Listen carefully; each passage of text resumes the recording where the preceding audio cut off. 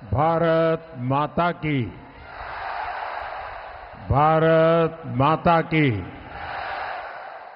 आप सभी को नमस्कार। राम राम। मेवाड़, मालवा और गुजरात की संस्कृतियों की त्रिवेणी बेणेश्वर धाम की पवित्र भूमि को मैं नमन करता हूं। कुछ समय पहले मैंने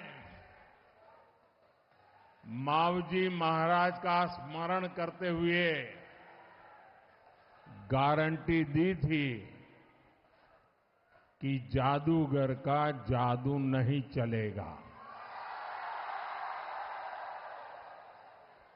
वागड़ ने, राजस्थान ने मोदी की वाणी का मान रखा।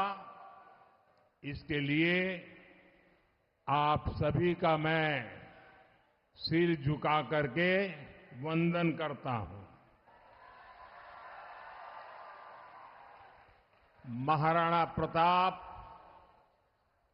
बंसिया भील और गोविंद गुरु के शौर्य की ये भूमि आज शक्तिशाली भारत के लिए मजबूत सरकार का प्रण ले रही है।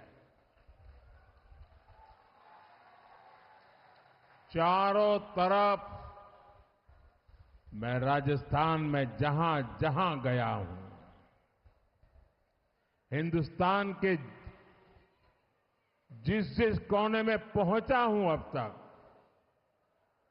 चारों तरफ एक ही बात गूंज रही है। फिर एक बार, फिर एक बार, फिर एक बार। भाइयों और बहनों, पूरे वागड़ से भाजपा का रिश्ता बहुत पुराना है। यहां की वीर धरा ने हमेशा भाजपा पर अपना विश्वास जताया। आज की वैश्विक परिस्थितियों में पूरे वागड़ का भाजपा के साथ रहना ये बहुत जरूरी है। आज भारत में स्थिर सरकार का, मजबूत सरकार का होना भी बहुत जरूरी है।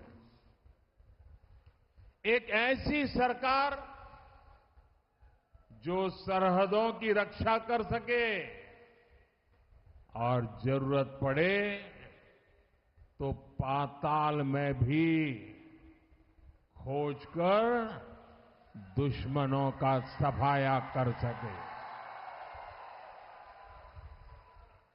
एक ऐसी सरकार जो देश की महिला, किसान, गरीब, वंचित, जनजातीय, पिछड़े वर्ग, समाज के इन सभी वर्गों को सम्मान और समृद्धि की तरफ ले जा सके।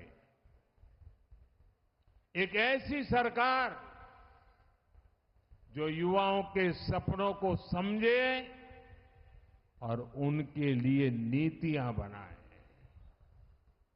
और एक ऐसी सरकार जो देश में भविष्य के हिसाब से इंफ्रास्ट्रक्चर का निर्माण कर सके। हमारा 10 साल का ट्रैक रिकॉर्ड गवाह है। ये काम सिर्फ और सिर्फ भाजपा ही कर सकती है।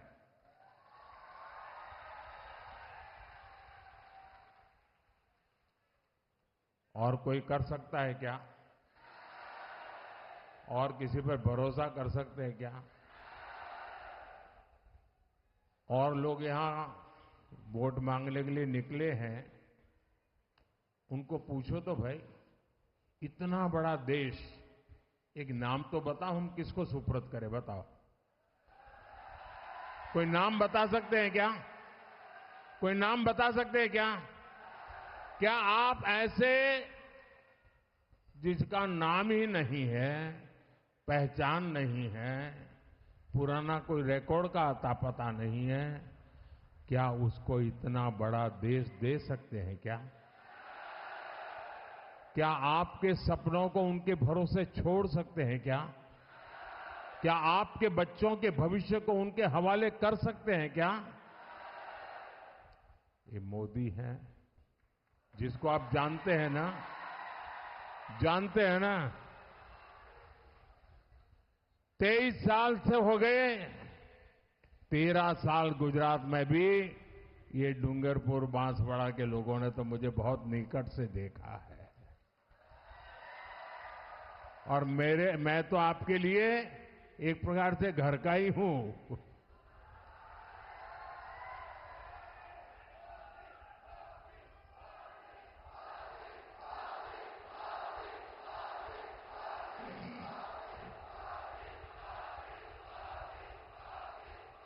साथियों, देश के उज्जवल भविष्य के लिए, देश को मजबूत बनाने के लिए, आपके सपनों को पूरा करने के लिए, इसी आधार पर मोदी पूरे देश से, राजस्थान से और वागड़ से आशीर्वाद मांगने के लिए आया है।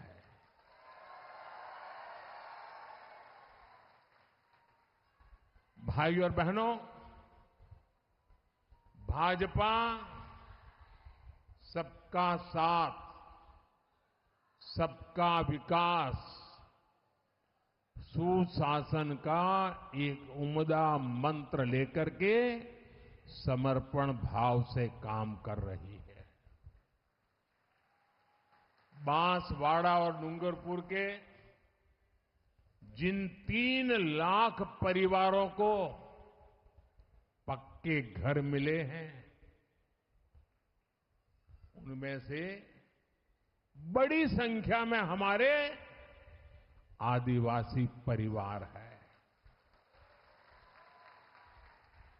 आप मुझे बताइए भाइयों, 10 साल में 2 जिले में 3 लाख पक्के घर, ये काम छोटा है क्या? छोटा है क्या? गरीबों की चिंता की कि न की? आदिवासियों की चिंता की या न की? यहां बांसवाड़ा में 4.25 लाख से अधिक परिवारों तक नल से जल पहुंचा है। जब नल से जल आता है ना, तो माताएं बहनें आशीर्वाद किसको देगी? माताएं बहनें आशीर्वाद किसको देगी? और माताओं बहनों के आशीर्वाद जिस पर होते हैं, जीवन में उसको कोई तकलीफ होती है क्या?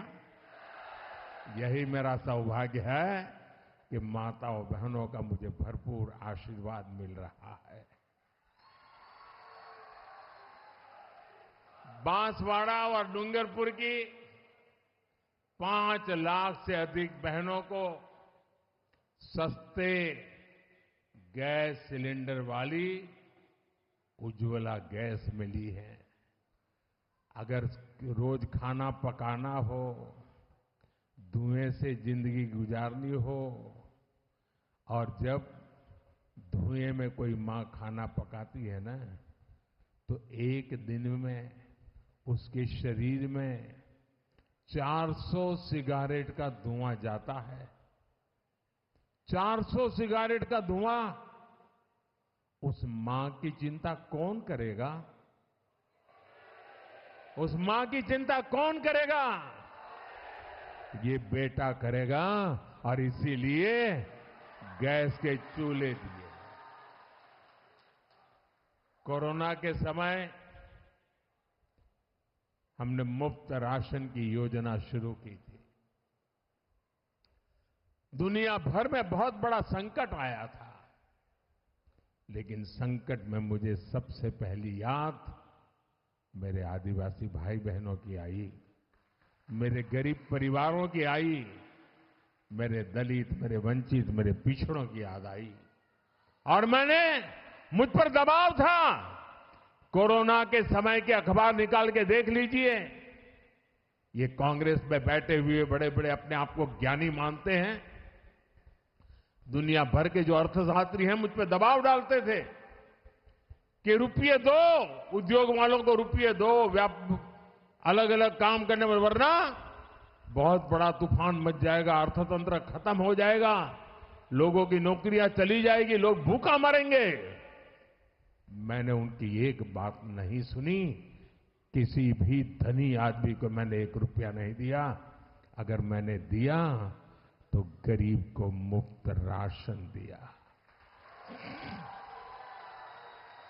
तिजोरी खाली कर दी, लेकिन मैंने पक्का किया कि गरीब के घर में चूल्हा जलता रहना चाहिए, गरीब का बच्चा भूखा सोना नहीं चाहिए, गरीब की मां के आंख में से कभी आंसू नहीं टपकना चाहिए।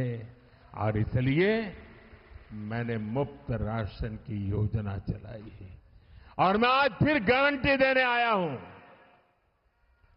आने वाले 5 साल मुफ्त राशन मिलता रहेगा। इसका सबसे अधिक फायदा मेरे आदिवासी परिवार को, मेरे दलित परिवार को, मेरे पिछड़े परिवारों को हुआ। पानी और गैस के बाद अब मोदी का मिशन हर घर सूर्य घर बनाने का है।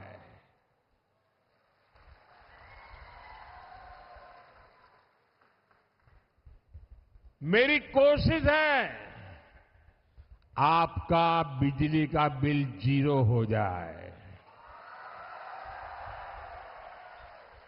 यानी सरकार घर की छत पर छोटा सा सोलर प्लांट लगाने के लिए आपको पैसे देगी, आर्थिक मदद करेगी। जितनी जरूरत है उतनी बिजली फ्री आप 0 बिल से खुद उपयोग करो, और अतिरिक्त बिजली है तो सरकार खरीदेगी और आप अपने घर में बिजली से कमाई करो। ये काम मोदी हर बार कोई नया काम आप ही की सेवा के लिए करता है, आपकी मजबूती के लिए करता है, क्योंकि मुझे मेरा देश मजबूत बनाने के लिए हर परिवार को मजबूत बनाना है। भाइयों बहनों, आप लोग चुनाव प्रचार में जाते होंगे, जाते हैं, लोगों को मिलते होंगे, मिलते हैं, तो मेरा एक काम करोगे? ऐसे नहीं हाथ ऊपर करके पूरी ताकत से बताओ, मेरा एक काम करोगे? पक्का करोगे? अभी जब आप प्रचार में जाएंगे तो हो सकता है किसी गांव में 1-2 ऐसे परिवार मिल जाए जिनको अभी गैस चूल्हा नहीं मिला होगा, 1-2 परिवार मिल जाए जिनको अभी नल से जल नहीं मिला होगा, कुछ परिवार मिल जाए जिनको अभी पक्का घर नहीं मिला होगा, कुछ परिवार ऐसे होंगे पहले की तुलना में अब 2 परिवार बन गए होंगे और घर की जरूरत होगी। तो मेरा एक काम करना है, उनको बता देना कि मोदी ने गारंटी दी है कि 4 जून के बाद, नई सरकार बनने के बाद, मैं उनके ये अधूरे काम भी पूरे कर दूंगा। ये मेरी गारंटी पहुंचा दोगे? जो भी सुविधाएं मिलने के लिए वो पात्र हैं और अब तक अगर पहुंची नहीं, कुछ लोग छूट गए हैं, तो मोदी उनकी भी गारंटी लेता है। साथियों, आप में से जो लोग भी मेहनत करते होंगे, नौकरी करते होंगे, कमाते होंगे, आपके परिवार में बुजुर्ग होंगे, बूढ़े माँ बाप होंगे, नाना नानी हो सकते हैं, चाचा चाची हो सकते हैं।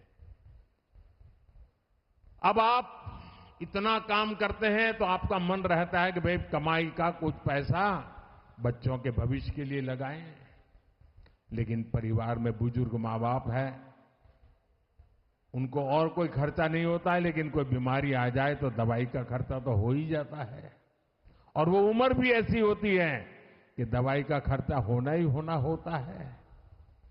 मैं आप सबको कहना चाहता हूं, ये जो दवाई का, इलाज का बोझ आप पर है ना, जैसे वो आपके माता पिता है, वैसे ही वो मेरे माता पिता भी है। और इसलिए आज आपके माता पिता का खर्च दवाई का आप उठाते हैं ना, 70 साल की ऊपर के आपके परिवार के बुजुर्गों की इलाज का खर्चा अब ये आपका बेटा उठाएगा। और इसलिए भाजपा ने ऐलान किया है कि 70 वर्ष की ऊपर के आयु के सभी बुजुर्गों को, चाहे वो गरीब हो, मध्यम वर्ग हो, उच्च हो, कोई भी, हिंदुस्तान का कोई भी 70 साल से ऊपर का बुजुर्ग होगा, उनका इलाज मुफ्त किया जाएगा। सरकार उसका जिम्मा लेगी। भाई और बहनों, मैं माता त्रिपुरा सुंदरी को नमन करते हुए माताओं बहनों को भी मोदी की एक बड़ी गारंटी याद दिला रहा हूं। लखपति दीदी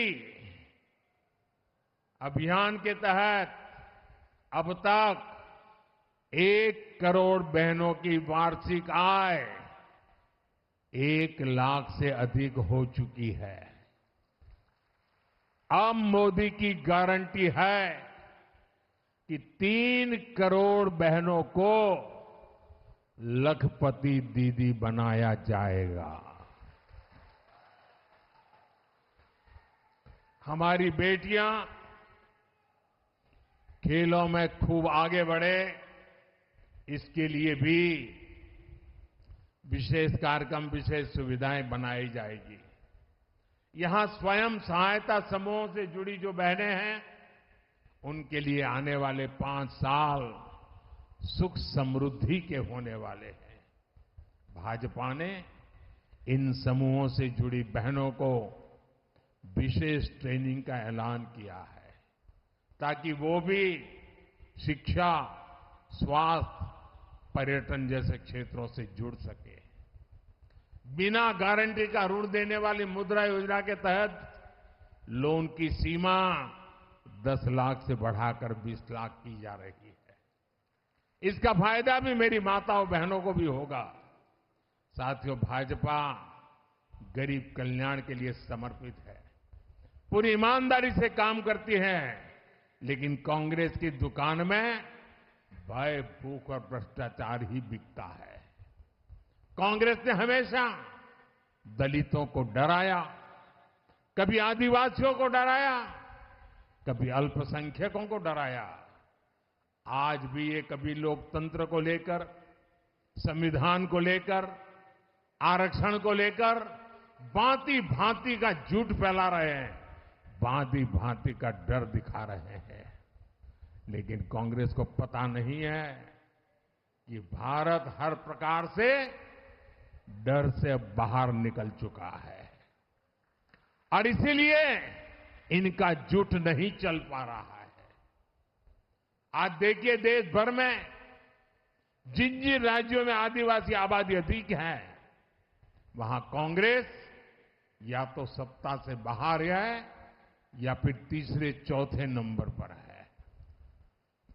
साथियों, कांग्रेस के विरुद्ध ये आदिवासी समाज का आक्रोश है। इस आक्रोश के ठोस कारण है। आप मुझे बताइए, जब पंचायत से पार्लियामेंट तक कांग्रेस की सरकारें थी, तब भी आदिवासी समाज था या नहीं था? आदिवासी समाज था कि नहीं था? देश गुलाम था तब भी आदिवासी समाज था कि नहीं था? प्रभु रामचंद्र के जमाने में आदिवासी समाज था कि नहीं था? लेकिन उनको तो कभी आदिवासियों के कल्याण के लिए कोई मंत्री मिनिस्ट्री बनाने का मन नहीं कर गया, बजट बनाने का मन नहीं कर गया। ये अटल जी की सरकार आई तब पहली बार आदिवासियों के लिए अलग मंत्रालय बना, अलग बजट बना। करोड़ों आदिवासी बेटे बेटियों में से कांग्रेस को 60 वर्षों में एक भी ऐसा नहीं मिला जो देश का राष्ट्रपति बन सके। क्या आदिवासी समाज में क्षमता नहीं थी क्या? जरा सोचिए कांग्रेस की क्या मानसिकता है। 2014 में आपने अपने सेवक को आशीर्वाद दिया। आज देश की पहली नागरिक, हमारी सेनाओं की सुप्रीम कमांडर, देश की राष्ट्रपति आदिवासी समाज की एक बेटी है। यही असली भागीदारी है, यही बाबा साहेब के दिए संविधान की स्पिरिट है। पूरी दुनिया ने इसकी प्रशंसा की, लेकिन कांग्रेस और इंडी गठबंधन उनका विरोध किया। साथियों, ये भाजपा ही है जिसे स्वतंत्रता आंदोलन में आदिवासी समाज की भूमिका को स्वीकार, उनके लिए समर्पित म्यूजियम बनवाए हैं। ये भाजपा ही है जिसने भगवान बिरसा मुंडा की जयंती को जनजातीय गौरव दिवस घोषित किया।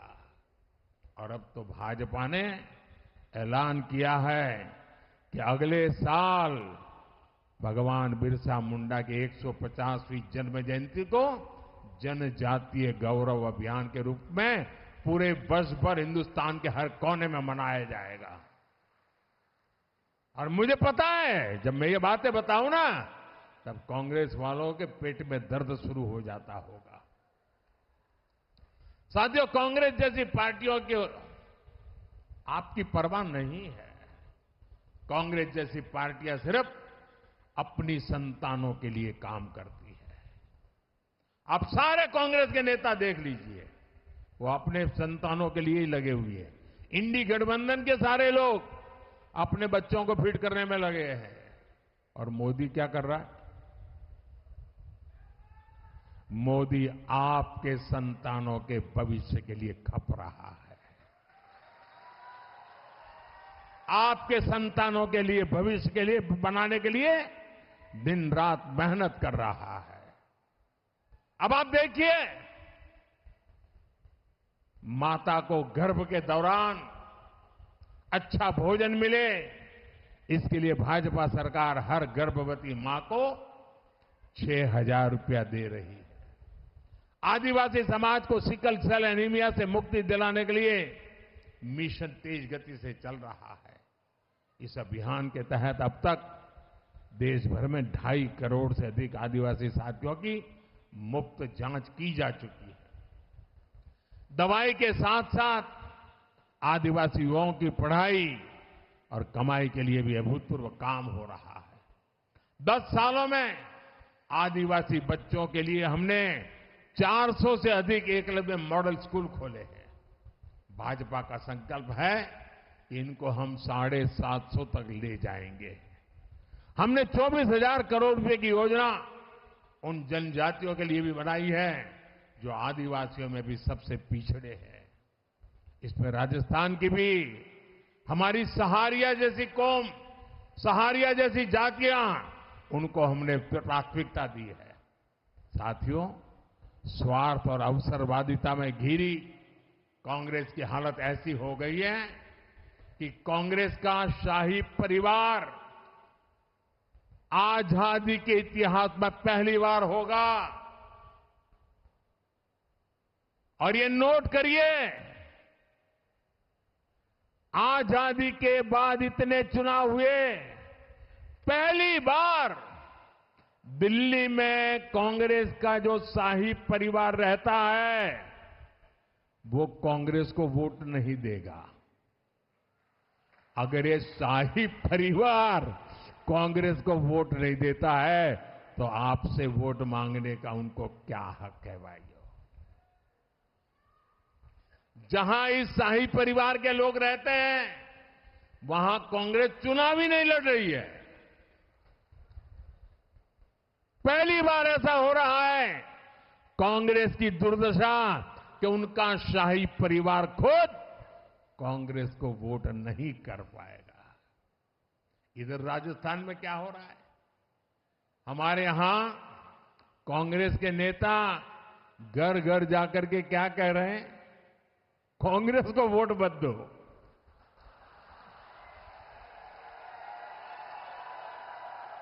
पूरी कांग्रेस पार्टी, हम पहले तो सुनते थे कि वो कहते थे भाजपा को वोट मत दो, यहां पर पूरी कांग्रेस पार्टी घर घर जाके कह रही है कांग्रेस को वोट मत दो। दिल्ली में शाही परिवार कांग्रेस को वोट नहीं देता, यहां कांग्रेस कहती है कांग्रेस को वोट मत दो। ये हाल है इस पार्टी का, इस पर आप भरोसा कर सकते हैं। भाइयों बहनों, इन दिनों जो लोग कांग्रेस छोड़कर के बाहर निकले हैं वे एक बात बड़ी गंभीरता से बताते हैं। वो सारे लोग कह रहे हैं कि कांग्रेस अब कांग्रेस नहीं रही है, अब कांग्रेस अर्बन नक्सलों के कब्जे में चली गई है, कांग्रेस अब वामपंथियों के चंगुल में फंसी हुई है। तो हमारे एक मित्र ने उनको पूछा कि आप ये कैसे कहते हैं, तो उन्होंने कहा उनका मैनिफेस्टो देख लीजिए, इस बार का कांग्रेस का मैनिफेस्टो देख लीजिए। कांग्रेस ने अपने मैनिफेस्टो में जो कहा है वो चिंताजनक है, गंभीर है, और ये माओवाद की सोच को धरती पर उतारने की उनकी कोशिश है। उन्होंने कहा है कि अगर कांग्रेस की सरकार बनेगी तो हरेक की प्रॉपर्टी का सर्वे किया जाएगा, हमारी बहनों के पास सोना कितना है उसकी जांच की जाएगी, उसका हिसाब लगाया जाएगा, हमारे आदिवासी परिवारों में चांदी होती है, सिल्वर कितना है उसका हिसाब लगाया जाएगा, सरकारी मुलाजिमों के पास कितना जगह है, क्या है, पैसे कहाँ है, नौकरी कहाँ है, उसकी जांच की जाएगी। इतना ही नहीं, आगे क्या कहा है, ये जो गोल्ड है बहनों का और जो संपत्ति है ये सबको समान रूप से वितरित कर दी जाएगी। क्या ये आपको मंजूर है? क्या आपकी संपत्ति सरकार को हड़पने का अधिकार है? क्या आपकी संपत्ति को, आपने मेहनत करके कमाई हुई संपत्ति को सरकार को ऐंठने का अधिकार है? क्या उस संपत्ति को मेरी माताओं बहनों की जिंदगी में सोना वो सिर्फ शो करने के लिए नहीं होता है, उसके स्वाभिमान से जुड़ा हुआ है। उसका मंगलसूत्र वो एक सोने का कीमत का मुद्दा नहीं है, उसके जीवन के सपनों से जुड़ा हुआ है। तुम उसे छीनने की बात कर रहे हो अपने मैनिफेस्टो में। गोल्ड ले लेंगे, सबको वितरित कर देंगे, और पहले जब उनकी सरकार थी उन्होंने कहा था कि देश की संपत्ति पर पहला अधिकार मुसलमानों का है। इसका मतलब ये संपत्ति इकट्ठी करके किसको बांटेंगे? जिनके ज्यादा बच्चे हैं उनको बांटेंगे, घुसपैठियों को बांटेंगे। क्या आपकी मेहनत की कमाई का पैसा घुसपैठियों को दिया जाएगा? आपको मंजूर है?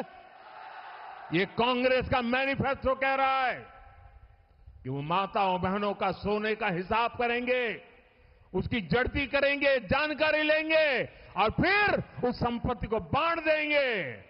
और उनको बांटेंगे जिनको मनमोहन सिंह जी की सरकार ने कहा था कि संपत्ति पर पहला अधिकार मुसलमानों का है।